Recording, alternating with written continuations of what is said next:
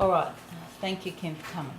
So we've identified a gap there. You've said that you're lacking a little bit of confidence with the morphine injection, so we're going to have a little talk about it. So we'll go through and explain what morphine is and what the side effects are, and we will look at subcut versus IMI injections. We'll also do a quick, simple drug calculation, and we'll be looking at you actually executing an injection yourself.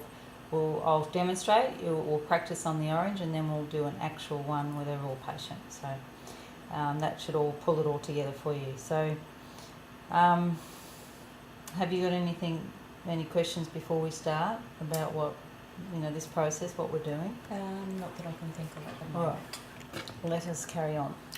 All right, so morphine, what is it? It's a narcotic, analgesia, and it's used to treat severe pain. Usually it's used mainly in the interim, in an acute situation when someone's in extreme pain, or usually in palliative phase. It's not a drug you want to use long term. It has significant impact on the brain and the bodily functions, because the brain, of course, controls all the body. So it acts on the central nervous system, so it inhibits neurotransmitters. You're probably familiar with that back in your nursing training. Mm-hmm. So basically the messages aren't getting there and back like they would, yep. So the sensation of pain's not there, so it's blocking those messages. When you go bang and you get that, it takes 2 seconds, you may go, oh, that hurts, and then bang. So all that process is suppressed, let's say suppressed. It's still going on, but you can't feel it. It also releases endorphins, happy hormones. Mm-hmm. It's a brilliant drug, has incredible good effect when someone is, got that intense pain. But the only, of course, like any drug, there's always a side effect. And one of the ones with the morphine is it slows things down. Slows the heart rate, you get shallow breathing, they can get drowsy, generally feeling weak. Some people feel quite euphoric with it. You also get dreadful constipation. You'll find just about everyone will get constipated on it. Because it affects the bowel, it slows down that whole metabolism in the bowel. And the feeling of nausea. So often we'll accompany it, you've seen accompanying the morphine with the Maxilon, or the Stemetil will go with it, on the presumption that most people feel nauseated with it as well. So great drug, but always a side effect. So we use it wisely, and we use it here a lot at Ozcare because of the palliative. We're dealing a lot with palliative, and when someone is struggling, we feel that they're unsettled, and they're in pain quite often. We do our best to try and alleviate that suffering. So it's been a wonderful drug for us to use in aged care. So let's just look at I remember you saying to me you felt a bit nervous about it. Is it the drug itself that you feel nervous about? The fact that it's an S8 morphine and it has quite significant effect, or where was the nervousness with it? Probably a little bit of both, and also just making sure that I get the confirmation. Right, yeah. It is one of the few drugs we can come unstuck with. It's one drug that you could actually kill someone with. So you do want to be extra careful with it. Same with insulin. You can't afford to go over or underdose. You can underdose, but overdosing has serious consequences. So you just want to make sure you get it right, which is why we double check all our drugs. You got 2 heads is better than 1. Mm-hmm. So you would be never doing it on your own anyway. So that should alleviate some of your fear. Yep. And you'll always have an RN with you to check with you. So there's no need for you to worry really. All right. So the subcut versus the IMI injection. So we're really looking just at depth, different depth. So if you look at the skin, layering of the skin, start with the epidermis, dermis, and then you get into all this fatty tissue before you reach the muscle. Mm-hmm. So the subcut's going through here. We're going at a 45-degree angle into the fatty tissue. So that's your subcut area. And of course your muscle, your IMI, is going straight down into here. So the subcut 45 at an angle. Mm-hmm. And that sort of just allows to slip under that deposit of fat rather than perforating it. Mm-hmm. You just sort of glide in under it, hence the 45 degree, whereas the muscle, thick, sturdy muscle, no problem, just straight into it. All right, so let's just do a little drug calculation. So say we use the actual order that we had with Colin, and we'll say that the doctor's ordered 5 milligrams subcut second hourly, didn't he? And so remember our morphine coming in an ampule of 10 milligrams in 2 mils. Yep. So that's the calculation there. The stock required, what does Mark ask for? That's whatever the doctor's ordered is the one on top, right? The stock required, which is your 5. You put it over the stock on hand, which is 10 in 2, because that one's always times by mil. Yep. So if we do that,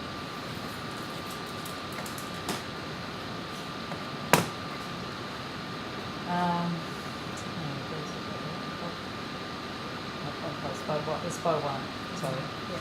Because, no, that's not right, let's go to, I'll go to, so 1.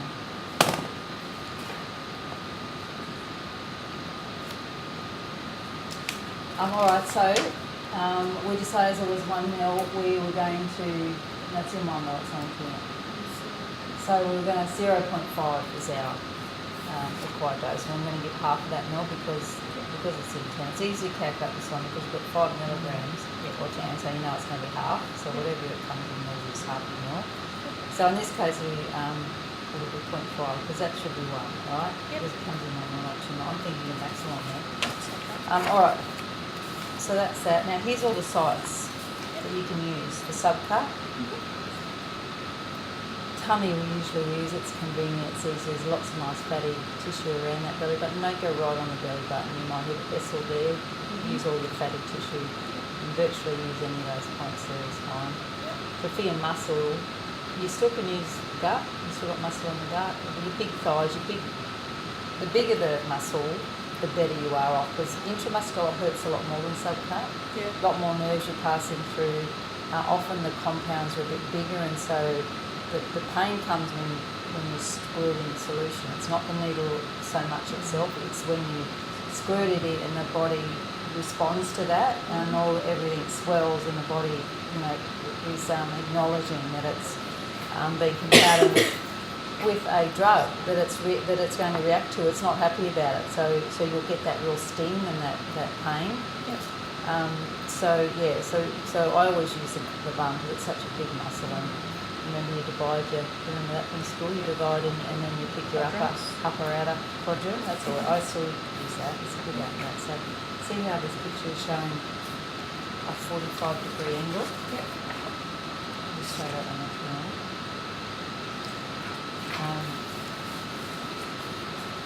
Alright, so how about we just get into demonstrating so we can move on, because I know you've got some work here. Alright, so I'll do it first, just because that's part of the deal that I'll demonstrate for you. Now I know you're confident, you've done it many times, but it's just getting that real sense of it. So, alright, so I've got all my gear together. Yep. My little kidney dish. Now these alcohol wipes. Yep. Now whilst you can happy for you to use them, they are actually not best practice anymore. They've done research and they've worked out that it makes no difference to as far as contamination. So you don't have to use it, but some people, particularly patients, they're so used to having them in the past, they feel more comfortable with using. It's better off just to use them. Yep. Alright, so say I want this, let's pretend this is our morphine ampule, alright, so I'm going to crack it. And my drawing up needle, we don't actually have drawing up needles here, so just use the largest one you can find, which is green, alright? So with my drawing needle I'm going to just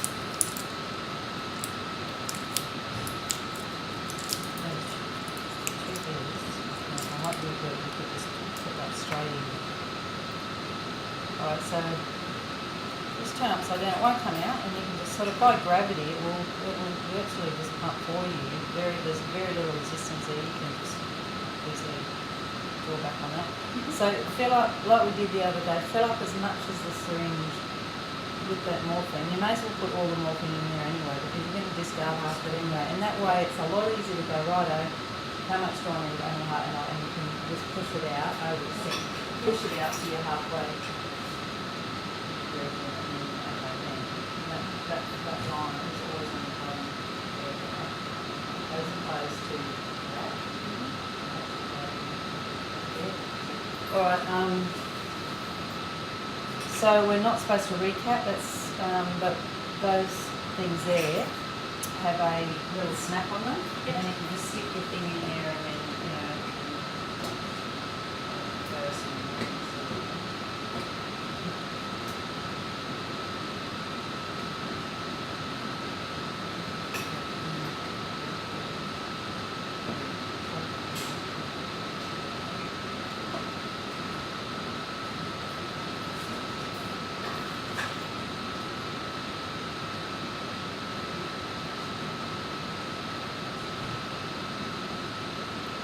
let's just presume I'll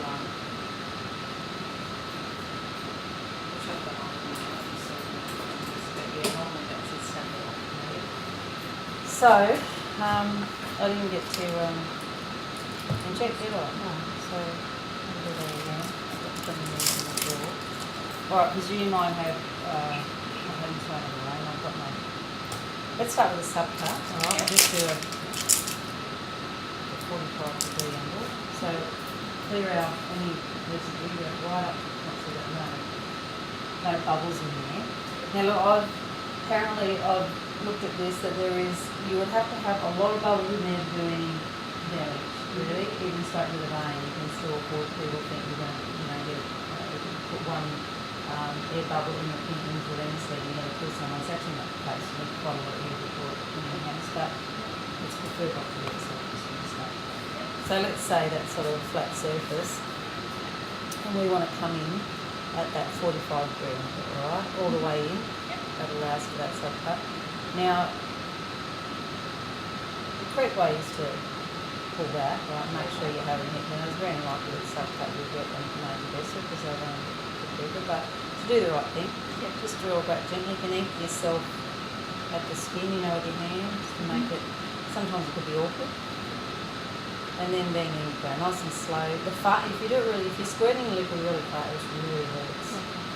Nice and slow, people are keen for you to pull that needle out. It actually hurts the nest if you don't do it too quick. Alright, so I won't, normally you won't cap it out, but because I'm struggling with that thing, I'll do it now. Alright, and muscular, I won't waste another syringe, but muscular, same process, straight down, anchor yourself, pull back and then slowly, and give it a crack and see what you do. Obviously, I wash my hands during the up. Yeah, we haven't talked about that. That would be on the assumption that you would already know that, but you will be wearing gloves for all this. Well, I've even got the gloves out here, so, but yeah, wash your hands and Check them off and put your gloves on. check all of them up. So what are our 5 rights, do you remember? Yep. Right arm. The right time, the right person, the right dose, the right drug, and obviously the right route. That's right. If you get that right every time, you won't make a mistake, right? That's your little anagram to follow that gets you out of trouble. We'll just use that something. Yeah. See, quite you can draw up with the same one you're going to use. If you use good sterile technique, there's no reason you have to use 2 needles, theoretically. Some solutions are so thick that you really do need to use a bigger needle.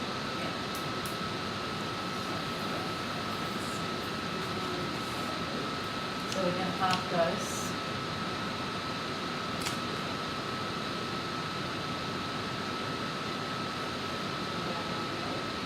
Yep.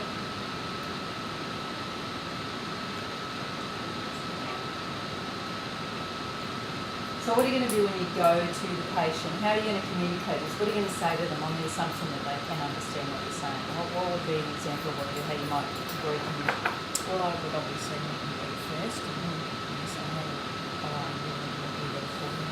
Explain to them that you're there to actually administer relief to make them more comfortable, and you actually explain what route you are giving and how you're giving it, what you might not hurt a little bit. Yeah, don't lie to them because they're almost soon know that it's coming. Yeah. Tell them the truth. It's going to stink a little bit and then it'll be over in a short time. That's what you get. You have to actually get permission from them. You can't give medicine without their permission unless they're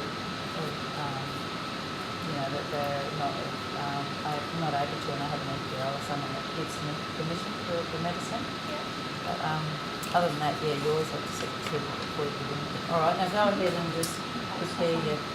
Going to go subcut, so make sure I've got the fattiest tissue possible. Do you like to pinch the skin up? I do a Some little nurses bit. go down, so I like to really feel the fat, so I know exactly where I'm going. I even do that eventually.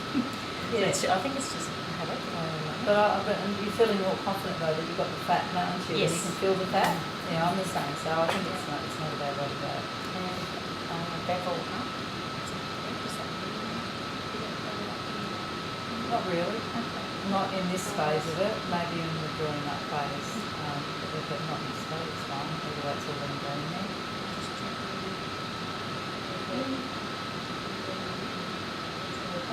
That's it.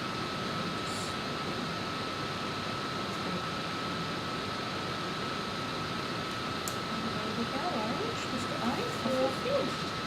That's In good. fact, that didn't take I know you'll be fine, all right. And the more we do it, we get out there and we do a few of them, and that takes away that fear then of And morphine. then And then if you're doing it into muscle, you go straight down, same concept. That's right. You're just going a bit deeper. You can see the difference in the size and the length. Yep. Compared to that, so it's so you really can go the whole length. The muscle's quite a long way down, so it's just a difference. It's almost double where that fatty tissue is compared to the muscle. So hello.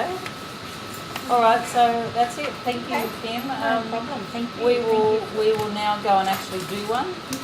And that will just make you feel a lot more confident with a real live patient. Okay. No problem. All right, let's Thank go. you, Joyce.